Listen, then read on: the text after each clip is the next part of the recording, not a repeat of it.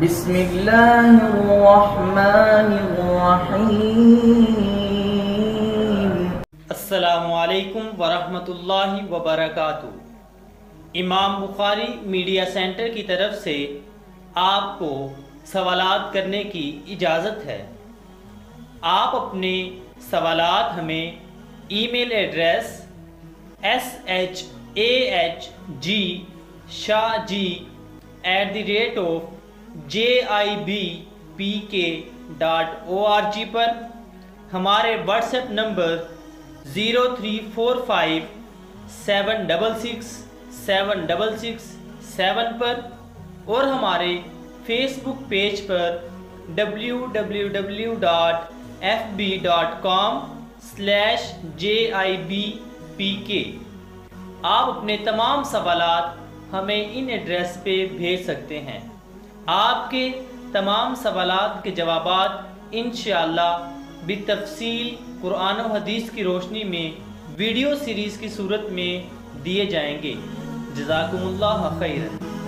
امام بخاری media centre میں آپ کا موصول ہونے والا آج کا سوال: کیا اقساط پر کوئی چیز لینا جائز ہے یا نہیں، اور اگر فوراً اتنی رقم بھی نہ ہو تو؟ جانیے جواب فضیلت الشیخ حافظ ابو یحییٰ نور پوری صاحب سے۔ دیکھیے، سنن ابی داود وغیرہ میں ایک حدیث موجود ہے کہ نہا عن بیعتین فی بیعتین، یہ سنن ترمذی میں بھی 1231 نمبر پہ موجود ہے۔ آپ صلی اللہ علیہ وسلم نے ایک سودے میں 2 بولیاں لگانے سے منع فرمایا ہے۔ ایک سودے میں 2 بولیاں لگانا، یہ آپ صلی اللہ علیہ وسلم نے منع فرمایا ہے۔ اب اس کی وضاحت اور صراحت کیا ہے؟ ایک سودے میں 2 بولیاں لگانا، اس کا کیا مطلب ہے؟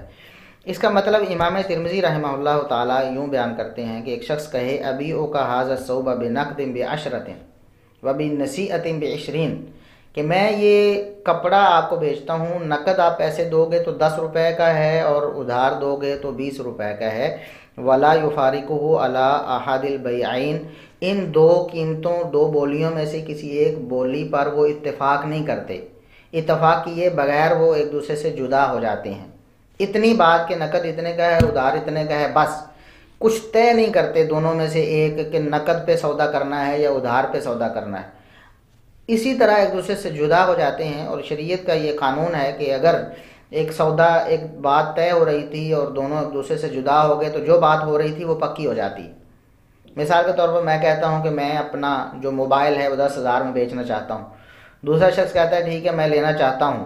اب دونوں کسی وجہ سے جدا ہو جاتے ہیں، اٹھ کر الگ الگ جگہ پر چلے جاتے ہیں، یا ایک اٹھ کر چلا جاتا ہے، تو بے پکی ہوگی۔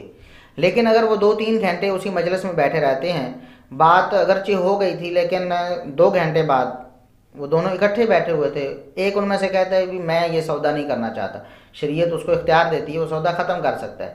لیکن جب وہ اٹھ کر جدا جدا ہو گئے ہیں تو بے پکی ہو گئی ہے، یہ سودا ان کا پختہ ہو گیا ہے۔ اب اگر کوئی سودا چھوڑنا چاہتا ہے تو دوسرے کی مرضی سے چھوڑ سکتا ہے، ورنہ یہ سودا پکا ہو گیا ہے۔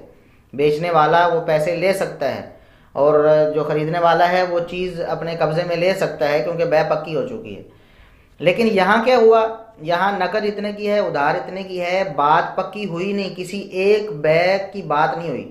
اگر تو ایک ہی بولی ہوتی اور ایک ہی بات ہوتی تو دونوں جدا ہو جاتے، بے پکی ہو جاتی۔ لیکن اب 2 باتیں ہوئی ہیں، اور دونوں میں سے کوئی ایک طے ہوئے بغیر دونوں ایک دوسرے سے جدا ہو گئے ہیں، تو اب یہ ہے نہا عن بیعتین فی بیعتین، ایک سودے کی 2 بولیاں لگانے سے آپ صلی اللہ علیہ وسلم نے منع فرمایا ہے۔ یعنی اس طرح 2 بولیاں لگانا کہ دونوں میں سے کوئی ایک طے نہ کی جائے، اور اگر اس کا مطلب یہ لیا جائے کہ نقد اتنے کی ادھار اتنے کی، یہ 2 بولیاں ہیں اور 2 بولیوں میں سے کوئی ایک پکی بھی ہو جائے تب بھی ناجائز ہے، تو پھر یہ ہمارے ہاں جو پٹھانوں سے سودا کیا جاتا ہے، مثال کے طور استری ہے، وہ کہتا ہے جی 2,000 کی، ہم کہتے ہیں 500 لے لو جی، وہ کہتے ہیں نہیں 1500 دے دو، ہم کہتے ہیں 700 دے دو، اس طرح چلتے چلاتے 10-20 قیمتیں لگتی ہیں۔ ایک ہی چیز ہے، اس کی بولیاں یا اس کی قیمتیں 10, 15, 20 لگی ہیں۔ اب اس کے بعد ہمارا طے ہو گیا جی 900 روپے میں، وہ کہتا ہے 1000 دے دو، ہم کہتے ہیں 800، کہتے ہیں چلو 900 پہ کر لیتے ہیں، ہم کہتے ہیں ٹھیک ہے جی ہم 900 پہ لینے کے لیے تیار ہیں، وہ کہتا ہے میں 900 پہ دینے کے لیے تیار ہوں۔ اب دیکھیں یہ ایک ہی چیز تھی، اس میں کتنی بولیاں لگی ہیں، کتنی قیمتیں بدلتی رہی ہیں، لیکن چونکہ آخر میں ایک طے ہو گئی ہے لہٰذا قیمت وہی 900 ہی تھی۔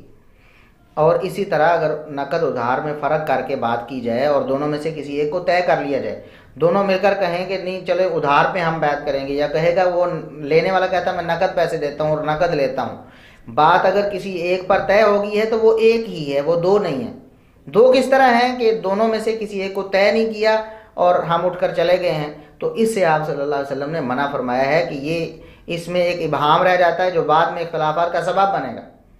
اور امام ترمذی رحمہ اللہ تعالیٰ فرماتے ہیں اسی 1231 نمبر حدیث کے تحت کہ فَإِذَا فَارَقَهُ عَلَىٰ أَحَدِهِمَا فَلَا بَأْسَ بِهِ، کہ اگر دونوں میں سے دونوں آپس میں ایک قیمت کو طے کر لیتے ہیں کہ نقد یا ادھار میں سے کون سی ہم نے طے کرنی ہے، دونوں ایک پر متفق ہو جاتے ہیں کہ ہم نے نقد پہ معاملہ کرنا ہے یا ادھار پہ کرنا ہے، پھر دونوں جدا ہو جاتے ہیں تو فلا بأس بہ، اس میں کوئی حرج نہیں۔ اور یہی موقف راجح ہے۔ بعض علماء جو وہ کہتے ہیں کہ دو قیمتیں لگانی سرے سے ہی جائز نہیں، یہ ان کی بات غلط ہے، یہ اسلاف کے فہم کے بالکل منافی ہے۔